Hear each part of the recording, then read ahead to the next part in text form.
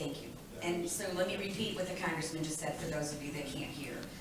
Block grant formulas mean a lot, because that what helps determine the dollar amount that comes to our state.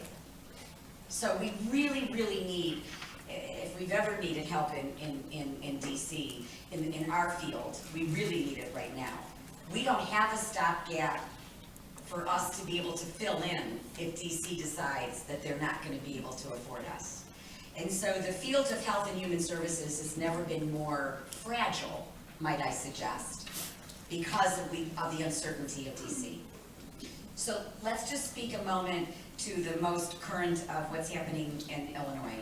So I'm sure all of you on Wednesday at 12 o'clock, if you weren't in Springfield, you were watching television or you were listening to your radio, right?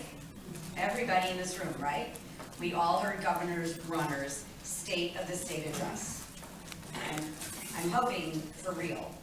And if you don't know, please tune in February 15th at 12 o'clock. That is going to be the governor's budget address. So if you don't already have it on your calendar, I ask you please to pay attention on February 15th to the governor's budget address. It is really going to be important for us to be able to hear what he is suggesting for the budget for the 12 months going forward, and if he even addresses the fact that going backwards, we still don't have a budget, right? So this is really critical for us. As of Wednesday, we knew, and we were really grateful for, that both Republicans and the Democrats in the Senate worked together to be able to put together 13 bills, that all those bills together would have made up a budget. And the purpose behind it was to put something out on the table for negotiating, right? Anybody in this room ever negotiate? I mean, even a car, right? You don't come in with what you want, or you shouldn't, right? So they came in with a proposal, knowing that what they were going to have to do was end up negotiating.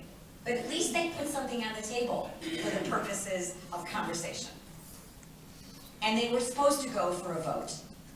And unfortunately, a lot of the backroom conversation by a lot of interest groups, I should say, came to the senators and said, we don't like this about the plan, we don't like this about the plan.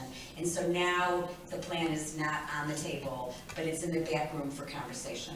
So number one, please thank your state senators. Thank them for having the courage to be in a dialogue about putting something together.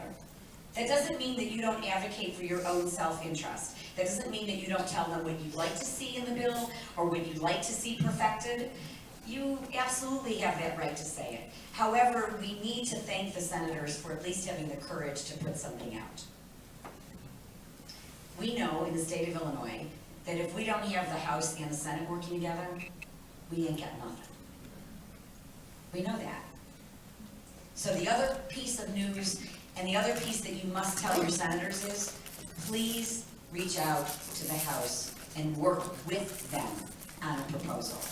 It will do us no good if the Senate takes those bills to the floor and passes it. It will do us no good if they're not in conversation with the House, because when the House gets it, then what's going to happen? Potentially nothing.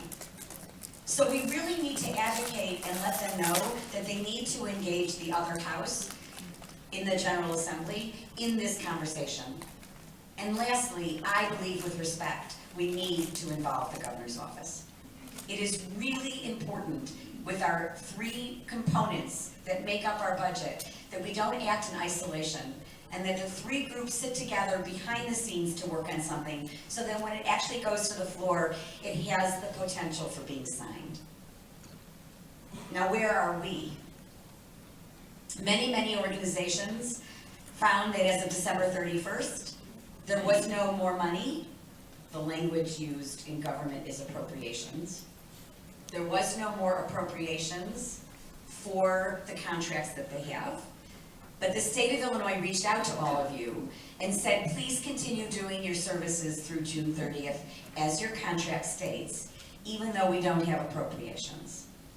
And so we are now, for those organizations, providing service, not knowing if and or when we will get paid. That's number one.